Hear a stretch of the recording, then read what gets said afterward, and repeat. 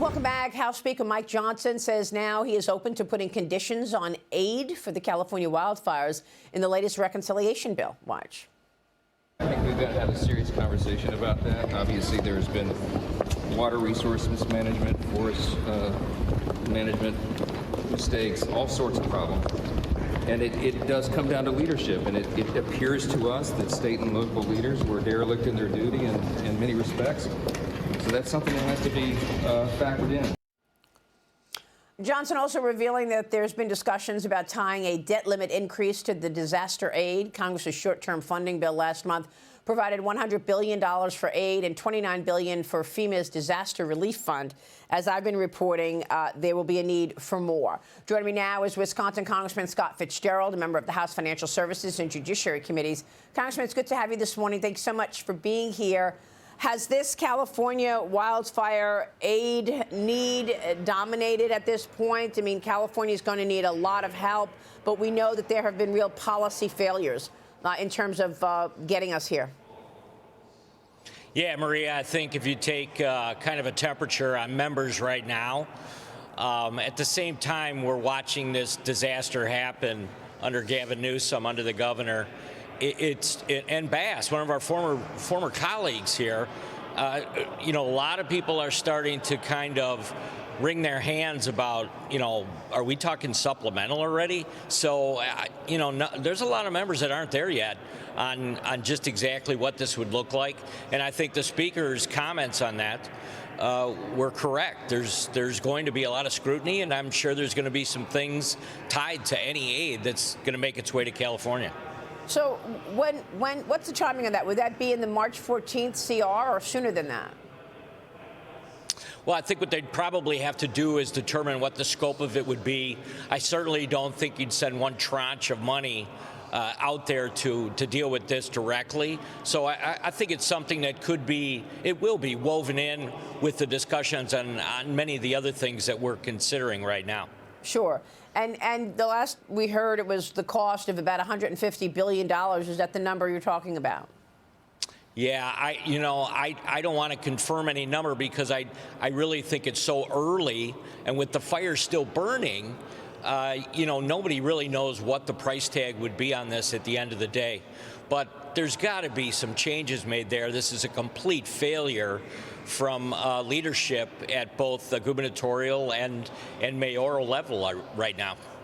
Meanwhile, House Republicans considering a list of potential spending cuts to pay for President Trump's top priorities. Politico is reporting that you and your colleagues are eyeing cuts to the federal food program SNAP, which would save an estimated $22 billion. The Cato Institute says reforming SNAP could save up to $190 billion over the next 10 years. But New York Democrat Tom Suozzi also told Fox he's open to working with Republicans on the Trump agenda. Watch this. In my district, President Trump won by 19,000 votes. I won by 11,000 votes, which means 20,000 people had to have voted for Donald Trump and Tom Suozzi together. They want us to work. I don't think it was a mandate for one-party rule, but it's a mandate to address the border, address the economy, address inflation. There's going to be a big fight in the Republican Party over this tax bill. The only way we're going to get something done, I think, is either they could do my way or the highway and they get it done, or we work together across party lines to try and find common ground. So you want to feel like you all are working together, and then you hear things like what we're hearing from Chuck Schumer, who wanted to turn the confirmation hearings this morning and in the coming weeks into a circus. Yeah, you know, it's kind of falling on deaf ears, the idea that Republicans dominated in this last election cycle. Look, I get it. We've got a small margin in the House, but President Trump certainly overperformed in areas that no one ever anticipated in. And if you're an elected official walking around Washington, D.C., and that hasn't sunken in yet, then you're in big trouble, because there's a lot of things, and the dynamics right now in D.C. are changing. You know, right now, under consideration, any piece of legislation, you've got to bounce that off the administration first to see if it's something they want.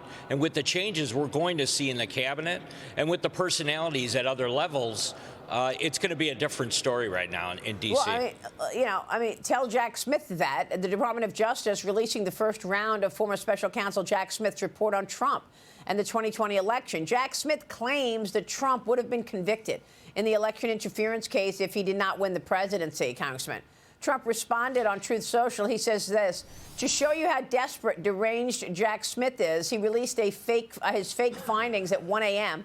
Did he say that the Unselect Committee illegally destroyed and deleted all of the evidence? Special counsel David Weiss also released his report on the Hunter Biden investigations. Weiss slammed President Biden for what he says is rewriting history, after Biden said the prosecution of his son was political.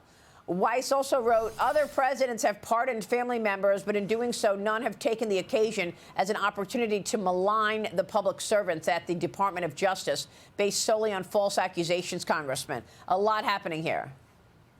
Yeah, Jack Smith, it was a 132-page love letter to himself, telling everybody across the country that, you know, he himself and the wonderful prosecutors that work for him just did a fantastic job. And if Donald J. Trump wasn't reelected as president, he would have convicted him. I mean, this is kind of where every prosecutor starts from. But Jack Smith is just delusional on this front. And it doesn't surprise me that they released this in the final moments of the Biden administration. Oh, wow, that is unbelievable. Congressman, it's good to see you this morning. Thanks very much. We'll be following all of your work. Thanks, Maria. Thank you. All right, Scott Fitzgerald is in D.C.